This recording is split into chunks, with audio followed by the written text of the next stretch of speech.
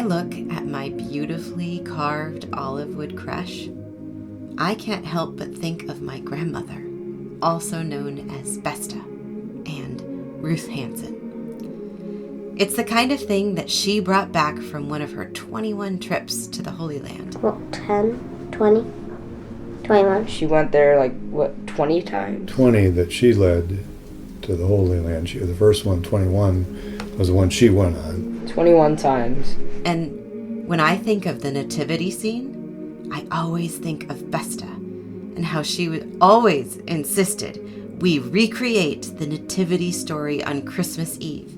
My most reprised role of all time has to have been that of Mother Mary.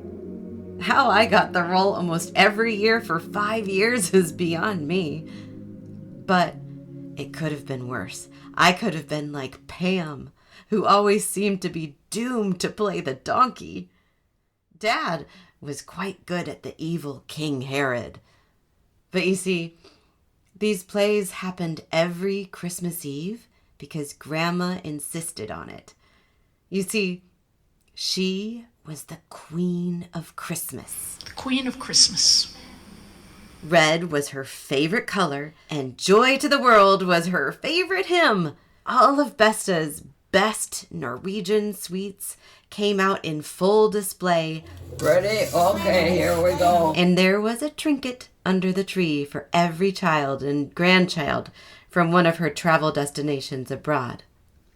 And so it seemed almost fitting that she would decide to make her final exit last year on Christmas Day, when all of her 5 children and most of her grandchildren would have time off from their busy lives to be gathered around her and able to sing Joy to the World to her one last time on her 100th Christmas. Joy to the world, the Lord is come. Let earth receive her King. Let every heart prepare. She had this unbelievable musical intelligence. She could read 4 staves at the same time, with the tenor being written an octave higher. She had a brilliant mind. I just feel like she was really brilliant. Yeah. But she wasn't always recognized for her brilliance. Part of it is her personality, her effervescent personality. As Grandma had her heavenly birthday on Christmas Day, in the back of our minds, I know we all wondered what Christmas would even look like without her. I think we've all been trying to prepare ourselves for this day to arrive as she inched closer to 100. Maybe that's why I decided to spend an hour interviewing her over the phone every Tuesday for 14 weeks in 2021. So naturally, with Grandma gone this year, I have spent much of the year listening to these interviews over and over, searching for her. And in the last 2 months, I've really been searching for her wisdom and guidance. And I thought of Abraham standing out and looking at the stars of the sky. Bright stars of Bethlehem. Because I want to know what the Queen of Christmas would think about the scene in Bethlehem this Christmas in 2023. At Christmas time, Bethlehem, the birthplace of Jesus, is usually a bustle. Christmas is their moment. Bethlehem is, after all, the capital of Christmas, so this time of year is the biggest celebration of all. But not this year. This year, in Bethlehem, Christmas is canceled. And for some reason, this seems somewhat appropriate. For how can there be a Christmas without Besta? And in 2023, after 2 months of bombardment and raids in Gaza and the West Bank, Palestinians have asked, how can there be a Christmas when Jesus, who was a Palestinian newborn, would not be protected from bombs or raids if he were born in Palestine today? I've seen kids under the rubble shouting for help. I've seen many people screaming and running away from the bombs. If we're saying right now was happening way back then, there just wouldn't be Christmas, I don't think. You don't think Jesus would have made No, it? Jesus would probably have been dead. Jesus was a refugee. And he comes into the midst of places like this at Gaza that is being leveled as we speak. And he comes for those who stand on the edges of the society. He stands with those who are lost and forsaken. He stands with those poor Palestinian families who have lost loved ones, over 9,000 children killed in Gaza. You want to know where Jesus is? He's with those who are forsaken and lost. How does it make you feel when you see those videos? Heartbroken. And I'm left to wonder, is Besta's legacy that bright star above Bethlehem, shining over Palestine this Christmas? O star of wonder, lead us to your truth.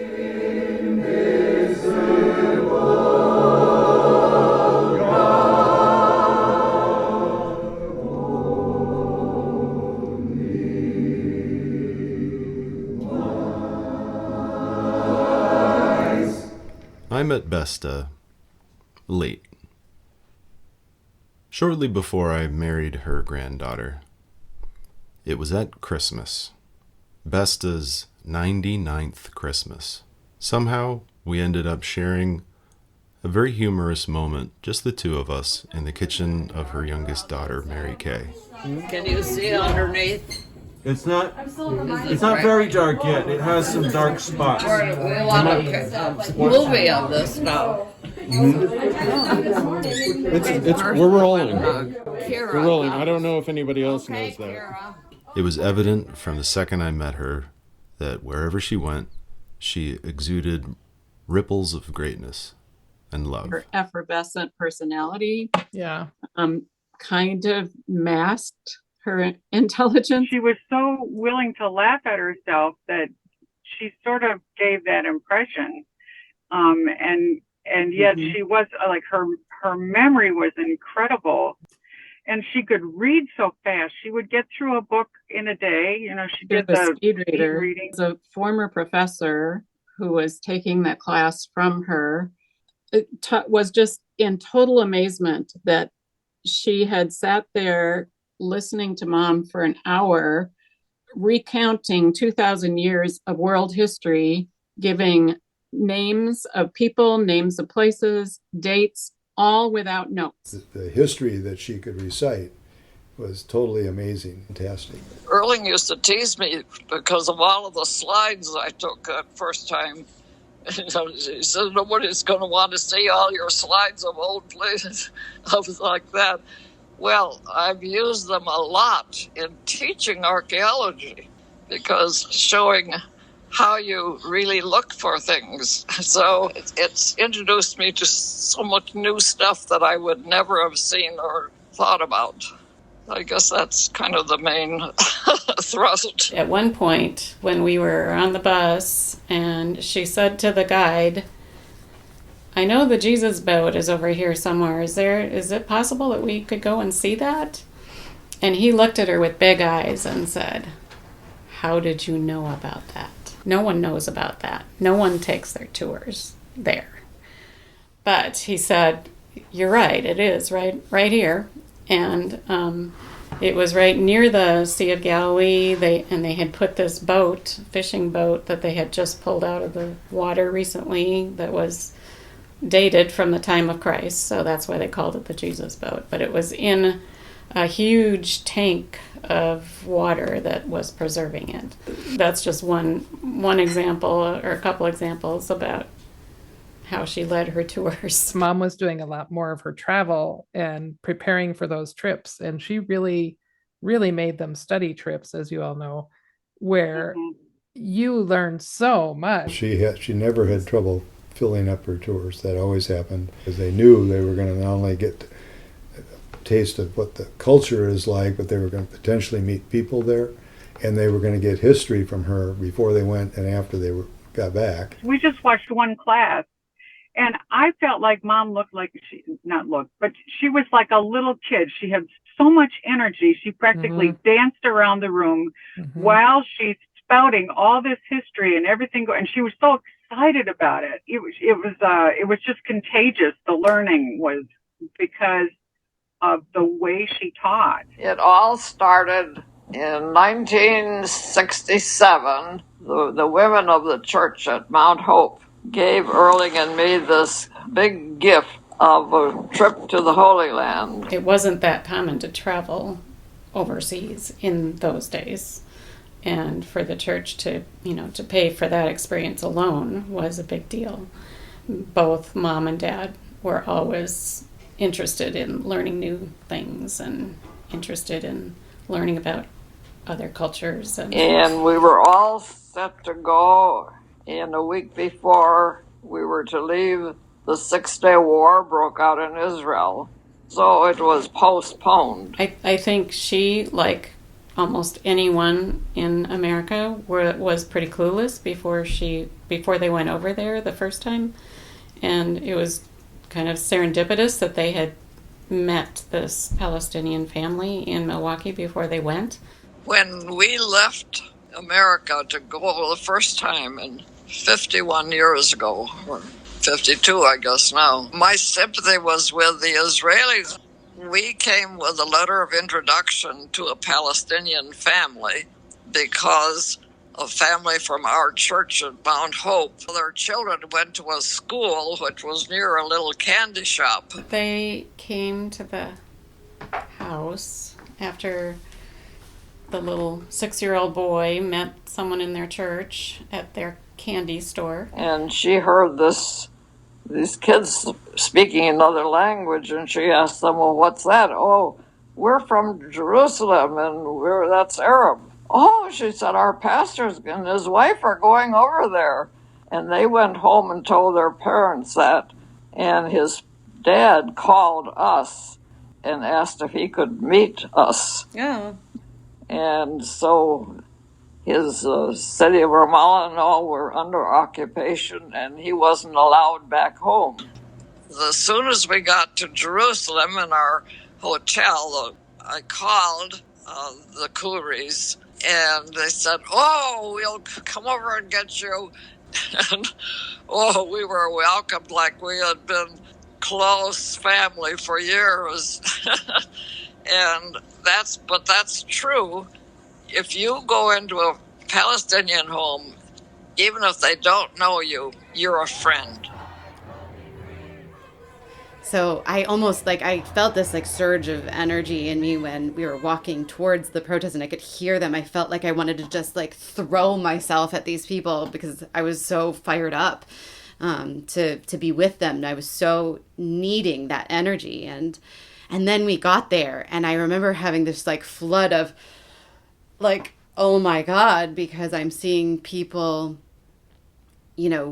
wearing all of the things that have been ingrained in my mind that equate to terrorism. I don't know how many lectures I've given on Palestine, but people wanted to hear about it. And to begin with, nobody had ever heard of the name Palestine even, it seemed like. And all they could think of was armed gunmen, I asked a Sunday school class once, what do you think of when you hear the name Palestine? Guns. And I kind of had to take a deep breath and remind myself that all of those ideas and have been indoctrined into my system by our American media, by fear-mongering, by politicians who have taught me and told me to fear people who look like that. I said, I've never seen a gun in a Palestinian hands of all the hundreds of Palestinians I've met. I've seen Israelis with thousands of guns on every street. It was really just a moment, it was this instant of and then deep breath, reflection. No, these are the people. These are the people that Grandma has talked about all of these years. These are the people, and you, Kirsten, don't know. You don't know any Palestinians. Well, a lot of people treated her like very, very well. Like they invited her into their homes and like have food together. And who were those people? The Palestinians. I saw this family, just a huge generational family, grandfather with young children, and this grandfather like threw this little 2-year-old up in his arms and put him on his shoulders and handed him a Palestinian flag. And I was just looking at these children, these beautiful children, and realizing that this is what I needed to see here. I needed to see Palestinian children alive and thriving. I was just overcome with how beautiful this family was. As we were leaving, I approached the mother and I just felt compelled to tell her, I said, "Your family is so beautiful. Thank you for bringing your family." And we just struck up a conversation, and it just was one of the most warm conversations I've ever felt. It felt like a hug. I just felt this immediate connection to her. It felt like we were soul sisters or something. I mean, in an instant, this is how Palestinian people are. In an instant, she said, "You must come with us. Our family is from Ramallah, and you must come. You have to visit. It's so beautiful. It's safe. You should come. You need to come see it." And I was just so overwhelmed that she barely knew me, and she was already inviting me to visit her family in Ramallah. The minute you cross the threshold into their home, you saw their culture. And then we had to come back for a dinner, and we had to stay overnight one night, and they furnished us with lovely pajamas. We didn't come with it. Oh. So, and they showed me the bullet hole in the wall that had hit their home in the 6-Day War. And then I heard the stories of how the land was taken over just by force. They got by with it because nobody heard about it. Before meeting you, I knew very little about Palestine. I vaguely remember somebody explaining Zionism to me as being the takeover of the land of Palestine. It's hard for me to tell about that story because I'm not anti-Jewish, but I'm trying to take over somebody else's property. I feel that it shouldn't have ever happened in the first place. They should have found like an abandoned land and called that place theirs. Someone was describing to me that the edge of Israeli takeover of the land was accomplished with these giant bulldozers.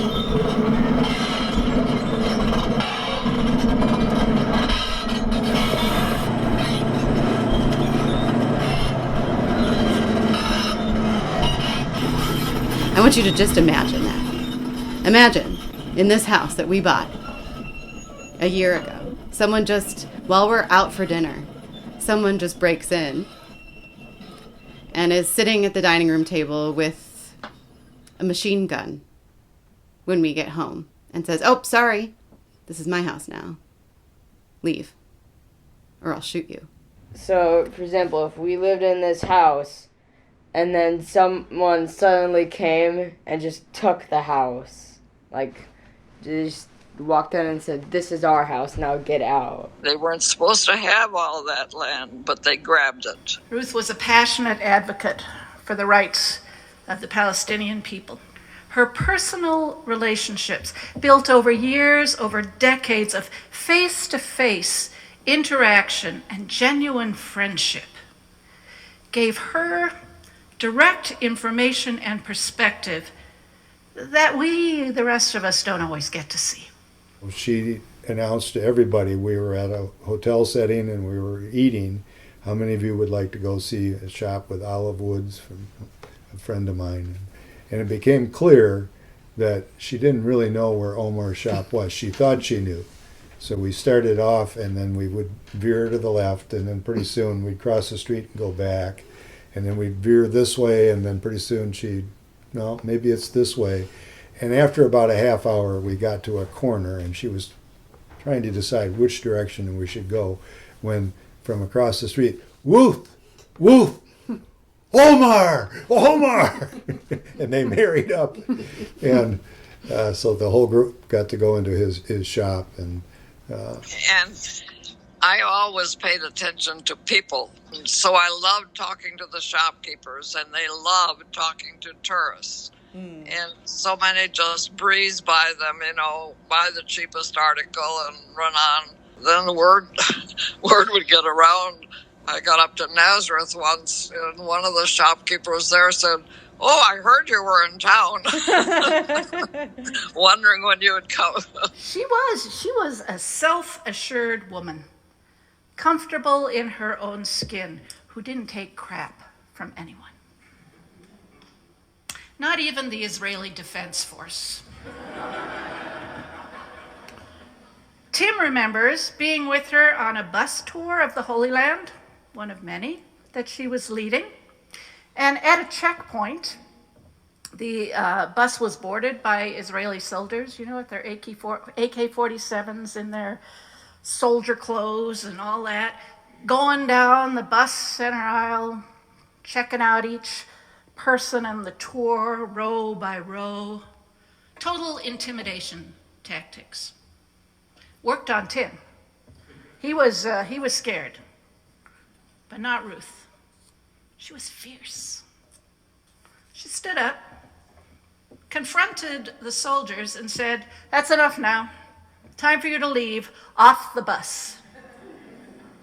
And with surprised looks on their faces, they backed off the bus. I always heard Grandma going on and on and on and on and on and on and on about the plight of the Palestinian people, and it came up in every conversation, especially when I had friends over from college. I distinctly remember just being like, "Oh gosh, here we go," like they're gonna hear about the Palestinians, and I know that I had a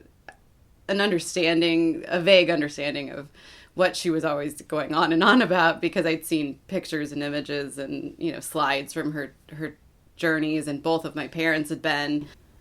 It didn't hit me at all until I was in college and I was living in the same town as Grandma, and I would go to visit her like once every 2 weeks probably, and I was at her house, and I was probably doing laundry.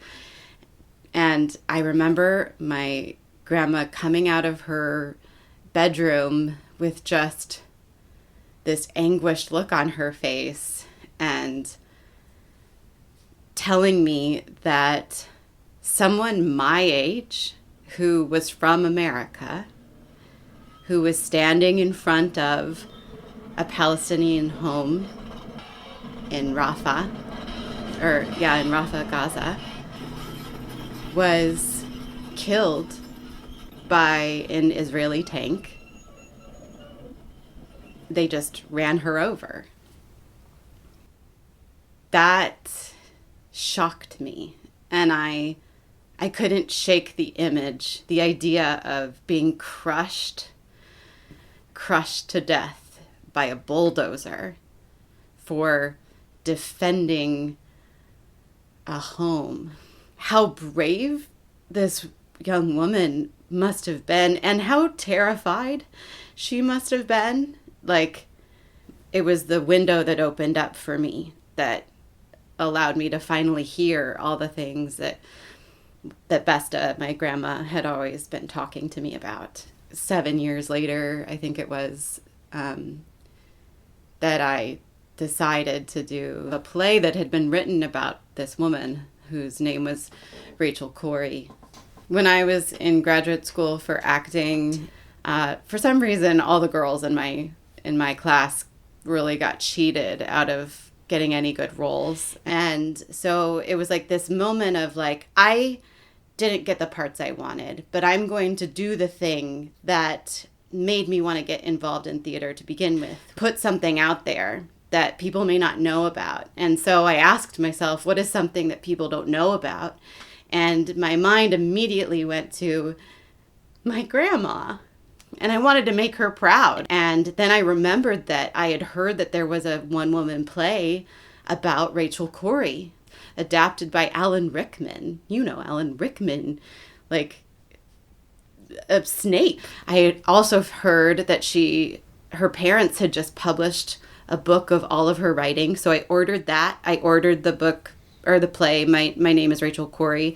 And I went online to get the rights. And as I was filling out the paperwork, I happened to see an article about the play and how it was having an incredibly difficult time getting any kind of premiere in the U.S.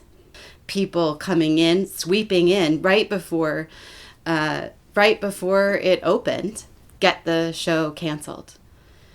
And as soon as I read about that, I kind of backed up from my computer and I was like, well, should I do this? Like, I didn't want to be in that position. And so I just made the decision then and there to take the book and that had just been published and make my own adaptation. And I could write it off as a workshop, that I was workshopping a new play. And that was sort of how the Rachel Corrie project was built. I was in the process of being served tea and playing with 2 small babies. Do you think I'm hanging out with Hamas fighters? This has to stop. I think it is a good idea that we all drop everything and devote our lives to making this stop. Has anyone said to you that you're anti-Semitic? Oh, yes. What do you do? I've had people walk out of my lectures, and I just kept on talking. And but then I've had others would come up afterwards. Wow, we never heard this before. When we entered Israel, the thing that struck me the most was that the security systems that we had to go through, and then it was my first exposure to the armed guards, most of them late teenagers with military-type weapons. We got to visit a refugee camp, and this refugee camp, they were very gracious. They offered us things, but when I saw the interior of a refrigerator, they had some pickles. That's what was in their refrigerator, but they were offering that to us. And we were cognizant of the fact that their water had been turned off that whole day. They had no running water that day. And it was when we were at this refugee camp that Besta got a phone call. And this was from the settlement outside of this refugee camp up on a hill that used to be a wooded hilltop, that virtually all the trees had been taken down and a new settlement had been established up there. And the gentleman, who happened to be from Chicago, was inviting us up to see what great things they had done at this settlement. And what struck me the most when our tour bus climbed the hill, having just left the refugee camp where there was no water available, the first thing he was pointing out was the green park area that they had, and the first thing I noticed was the they were watering the grass in this park. And I'm thinking, down the hill they have no water because it's been turned off. Their buildings they had built were very pleasant and modern. And he was very proud of the fact that $50,000 or $75,000 he was given by the Israeli government to move his family there. And I was kind of appalled that the 2 conditions I was. Would you want to live in Palestine? No. Would you want to live in Israel? No. How come?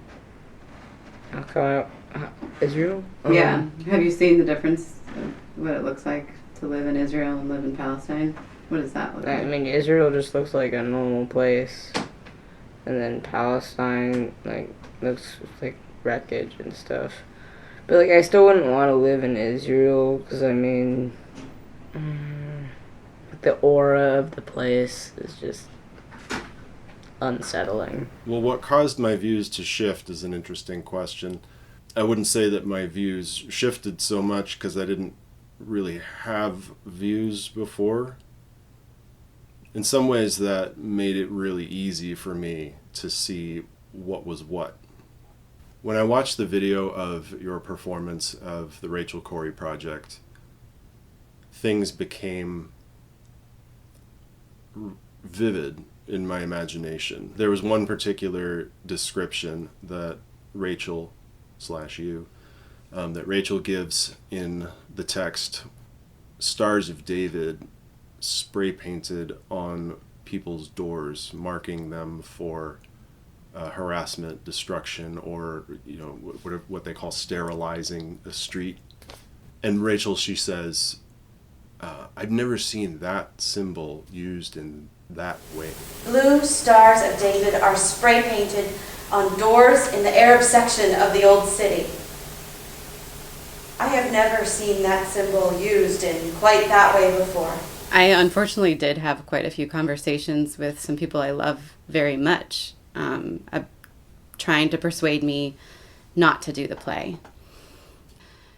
It's interesting. At that point, I didn't have as much research, I didn't have as much knowledge then as I have now. But even I could see what they're sending me as propaganda, and nothing could persuade me, mostly because my grandmother was so knowledgeable about it, and she had so many friends and like personal stories that no amount of what people I don't know are saying about something couldn't persuade me from the real life people that Grandma knew and that she had shared with me. And like this woman, Rachel Corrie, was a real person who looked like me, who was killed. And there was propaganda about her too. It's so frustrating to see stuff like that. The people will try and twist and turn the ideas and the stories of people who are just trying to make peace in the world, but nothing was going to stop me from doing it. I mean, I thankfully, I was able to still go on and do it, and the performance itself went well. You could hear a pin drop. When I left the stage, I could hear over the loudspeaker in the dressing room a man that was leaving saying, like mumbling, saying, well, that was one-sided. I remember just feeling really disappointed, like, I guess it didn't land. But then about 5 minutes later, a prominent director, somebody who I admire very much, came backstage and hugged me. He's Jewish. And he hugged me and he said, thank you for telling me the story. I didn't know. A video recording was made of my performance. I sent it to my grandma, and my grandma ended up putting it in several film festivals. Did she ask your permission before? No, I don't think so. I don't know. But I mean, some of the film festivals were for the foundation that she started. And at least the very first one that I went to was a film festival for that group. And so I came and did a talk back for that. Somebody from the Northfield newspaper wrote a piece about the film, about my play and Grandma's inspiration. And I think it was probably like 4 years later, Grandma was showing it again, and it just so happened Cindy and Craig Corrie, Rachel's parents, were going to be in town. She had invited them to stay with her at her house because she had become friends with them, and she invited me to come and meet them. That was kind of awkward in a way. I felt very honored to meet them, but the Rachel Corrie Project is a 2-person play, and I inserted the role of Rachel Corrie's father into the play because I was so moved by Craig Corey's foreword to Let Me Stand Alone. I wanted to use his words from that intro and kind of interweave them between her writings. I also wanted a scene partner. A friend of mine, Michael Joseph Mitchell, was playing Craig Corey, and then I was playing their deceased daughter. I wanted them to watch the movie before we did the screening. I sat in Grandma's living room with them and showed them the movie. I remember just feeling like, this is so weird. They're watching me play their daughter, and they're watching this other guy play Craig, and it felt really awkward to me.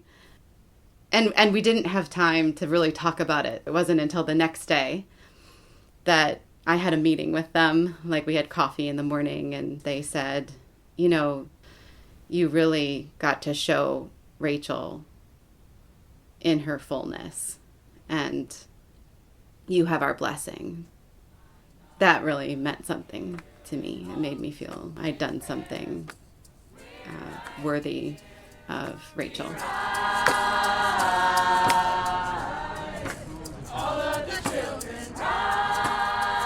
You can't get the whole story in one lecture. It's just too much. One incident, she wanted the Jewish guy to explain what a mezuzah is, because we had just seen that or something. It has some symbolism that's from the Old Testament, and Grandma knew exactly which book of the Bible it came from and the verses, and so she informed him. And that was just one of many times where, you know, he would say something and she would supplement, she would fill in. She would take the microphone back. She would take over. And so eventually he realized that she was in charge. But I'm not anti-Jew in any form, shape, or manner. I have a lot of good friends that are Jewish. But I'm very much against the Israeli policy. So when we were in Jerusalem, we even got inside the Knesset. I went and sat in Golda Meir's chair. If they listen, they will often want to know more. I usually bring along several brochures like Jewish Voice for Peace. It's a wonderful organization. And then there are at least a dozen organizations of Jews that feel like we do. I always backed up my words. And that's why we formed this group in Northfield and called it Northfielders for Justice in Palestine/Israel. And we've had a rabbi was sent to Northfield when they heard about us. And he used to come. And I think Dan once tangled with him, didn't he? Of all things, he wormed his way into the clergy group of Northfield. And he got himself elected chairman. Well, he reluctantly let us just tell our story to the clergy so they know we exist. But immediately after we sat down, he came through with a diatribe that we are just terrorists ourselves. He accused us of being terrorists. He sent letters to all three of our pastors telling that we were a terrorist group. We've given up on him. He's one of these hopeless ones that doesn't listen. But he hasn't been showing up? No, I think we kind of shut him up, probably. But my tour also had a conversation between a rabbi, Jewish rabbi, and a Muslim cleric who were friends and had been friends for a couple of decades. And their story was rather intriguing because the Muslim cleric, his parents lived in another portion of the West Bank. And when his grandchildren were born, they were not allowed to be around for the birth, nor could they get there for several weeks or a couple months in one case. Whereas the Jewish rabbi, his parents lived in Los Angeles, California, and they were there for the births of all of their grandchildren. And I thought, that's not right. Okay, Gunnar, tell me what you know about Palestine. What's going on in Palestine right now? Well, like, how he feels that, like, you know, like, free Palestine and stuff. There's a wall between, like, the Israeli forces and, like, Gaza. And, if you go near that wall, you might get really injured. They're blocking the sea. If you go, like, past, like, the shore, there is, like, a bunch of Israeli forces blocking it. She realized, helping Christians realize that there were Christians over there. There were Palestinian. That was kind of the door in to changing people's minds about Palestinians. It wasn't until probably my 10th trip or so, I had been asking every time I went, I want to go to Christmas Lutheran Church. And so we got over there, and here was this young pastor, Mitri Raheb. So Raheb impressed us all so much. He had this vision. These people need so much. They're under occupation. And Mitri said, these children have no place to swim. They can't get to the Mediterranean anymore. They can't get up to the Sea of Galilee. Hmm. And so he got a swimming pool. Wow. And I heard reports that when the children saw that water, they could jump in it. They just giggled and laughed, and they couldn't believe it. I think once she saw Augusta Victoria Hospital, just the hospitality that she saw by the administrators who, you know, took her through and shared the stories. I mean, they would go into patients' rooms and hear their stories. The two organizations that Besta continued to raise money for throughout her years were Augusta Victoria Hospital in Jerusalem and Bright Stars of Bethlehem, the foundation that funds tuition for Dar al-Kalima. Dar Kalima? Dar al-Kalima. Latched on, but well, it was... she knew Mitri first when he was a pastor, and that was before the school was even started.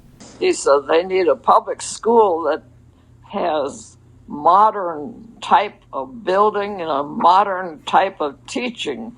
And so he had a vision of building a school.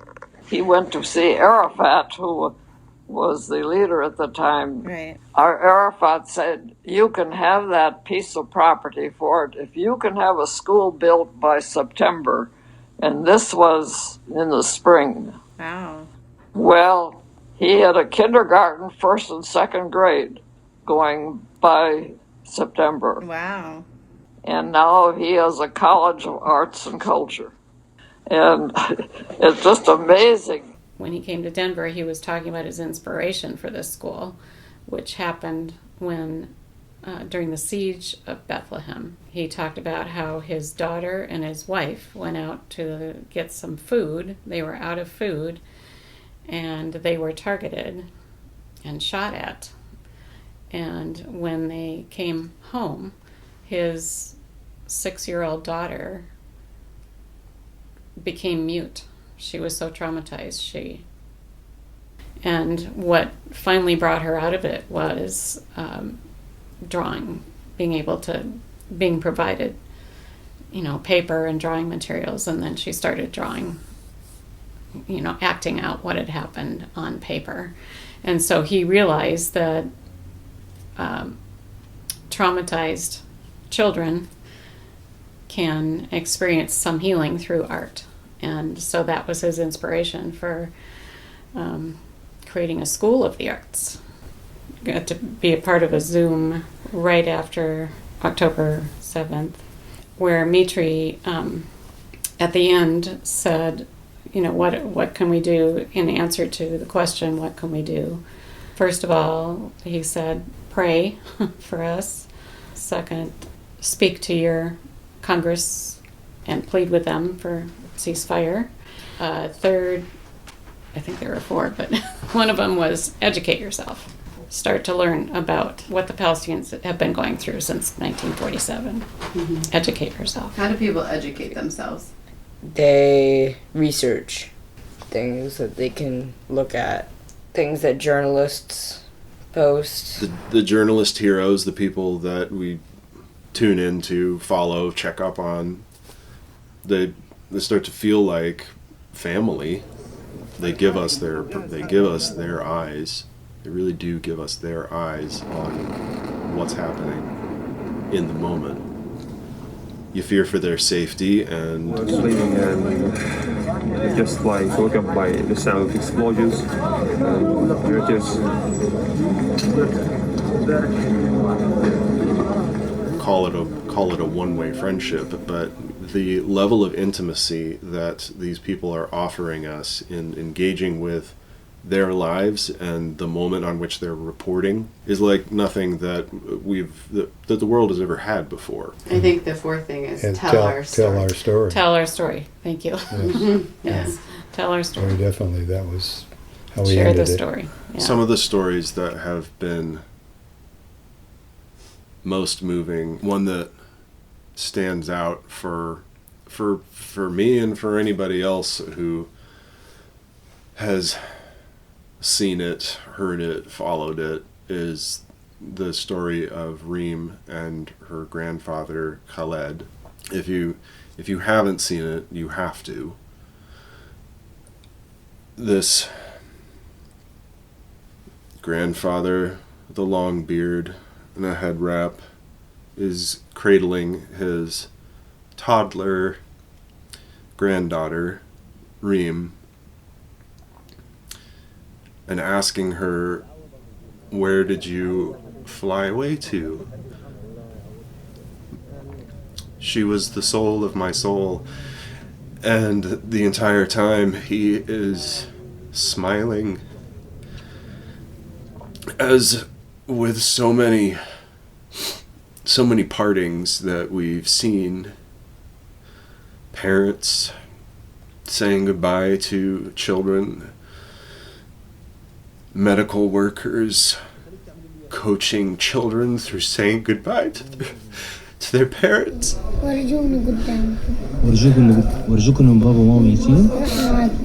emphasizing and almost in a rhythmic incantation-like way, invoking the presence of God and the angels, carrying the departed to safety. It's juxtaposition that gets us every time. A smile in a moment of the most intense mourning, a laughter with tears. So Khaled, in saying goodbye to Reem, is almost as playful as if she were right there, because for him, she is. And you could say all you want about the scores of people with their cell phones out over him as he's having this moment. You can say whatever you want about that. I do not care.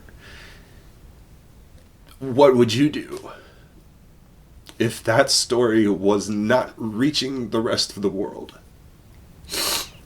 You would need it to. And you would rise to the occasion like these people do. And make sure that we all know.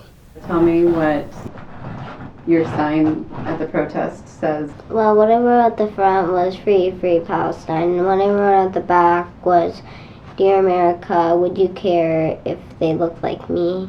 I keep thinking about this girl who was under the rubble, and they were trying to dig her out, and she was alive. And she had this one finger that was just kind of doing this, and you could tell that she was chanting something over and over. And I came to realize that she was praying. That prayer kind of kept her going in that moment. And I kept thinking, is my faith strong enough to think that a prayer would help me through my whole home being bombed and me being trapped under all of this cement? And like, is my faith really strong enough? Would I actually think about God? Or would I disown him for what has happened to me and my whole family and my whole people? It's this haunting image, and I have questioned it over and over and over again. Do I have a God that strong? Am I that steadfast in my faith? I don't know that I am. And so this moment has sort of pulled me closer to my faith than ever before. I am drawn and needing and like thirsty and hungry for people to tell me that God is that strong. Is as strong as this little child made him to be. And it has made me wonder, am I following the right God?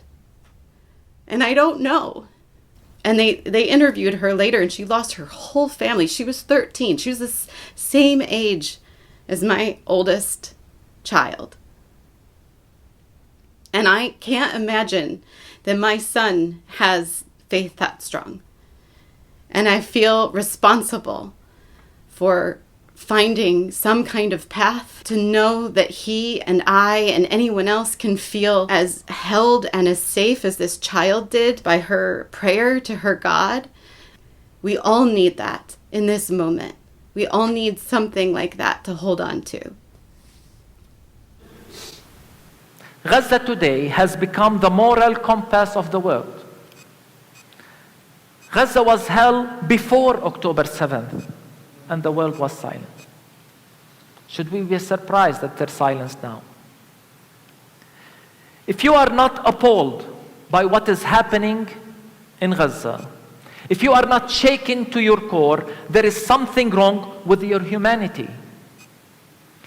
And if we as Christians are not outraged by the genocide, by the weaponization of the Bible to justify it, there is something wrong with our Christian witness, and we are compromising the credibility of our gospel message. So what do? Just as he invited Mary and Joseph to participate in God's inbreaking of the kingdom, so he invites us to participate by bearing witness to who this God is, by holding on to hope, by speaking out against injustice and genocide, by lifting up those who stand on the fringe and walking with those who struggle. We bear witness to a God of love who says, in God's kingdom, when all is fulfilled, it will all be made well. On this Christmas, in the midst of chaos, in the midst of war, in the midst of genocide, in the midst of darkness, in the midst of your turmoil of your life, in the midst of having to go home to Christmas dinners with maybe family members that you don't even get along with, God is there. And God gives you life, and God gives you love, and God gives you a voice. Your Uncle Tim, on one of his tours, he encountered an elderly couple at the checkpoint, and as they were going through, as soon as somebody flashed the passport from the United States, so you can all go through.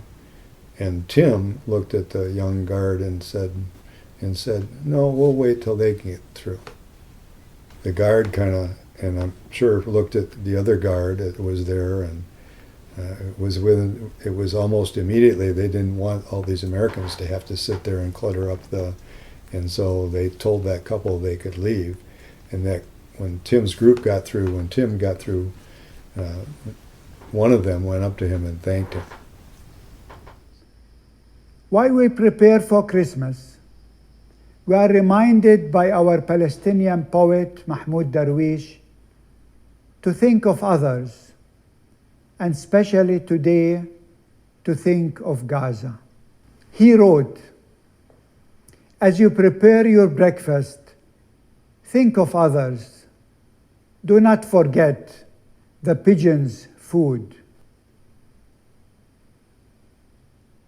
As you conduct your wars, think of others. Do not forget those who seek peace. As you pay your water bill, think of others, those who are nurtured by clouds. As you return home, think of others. Do not forget the people of the camps. As you sleep and count the stars, think of others, those who have nowhere to sleep. As you liberate yourself in metaphor, think of others, those who have lost the right to speak. As you think of others far away, think of yourself. Say, if only I were a candle in the dark. Think of others. Think of Gaza. Think of Palestine. Before people know anything, they think they know everything. Oh, sure. Absolutely. That's right. Yeah. God is a God for all people. It's just very evident in that. We see now what Besta always knew. She was our North Star. She has led us here. O Besta, bright star of Bethlehem, is this a 2023 thing? Or has Christmas now forever been canceled? Does the story of an infant refugee no longer move us? Will the absence of Christ this Christmas wake the world before it's too late? Or are we just the original AI, doomed to lose the narrative of our past to the algorithms of our future? If the killing of 10,000 children from the bombs sent by the King Herod of today won't wake us, what will? When a Palestinian child asked her father if the nonstop war was a test from God, he responded, "No, my love. The people of Palestine are not being tested by God. We have already passed the test. Our place in Jannah is guaranteed. This test is not for us. This test is for the world."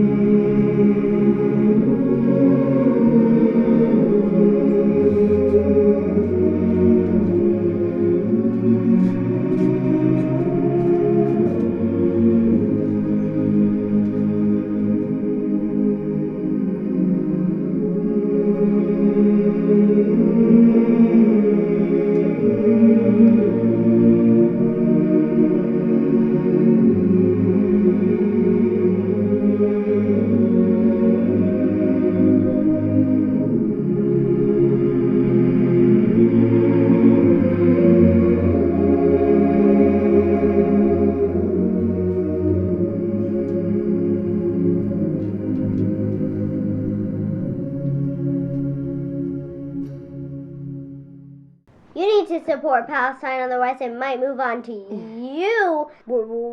Total World War III. No, well, yeah. So you gotta care about Palestine. Yeah, camera people,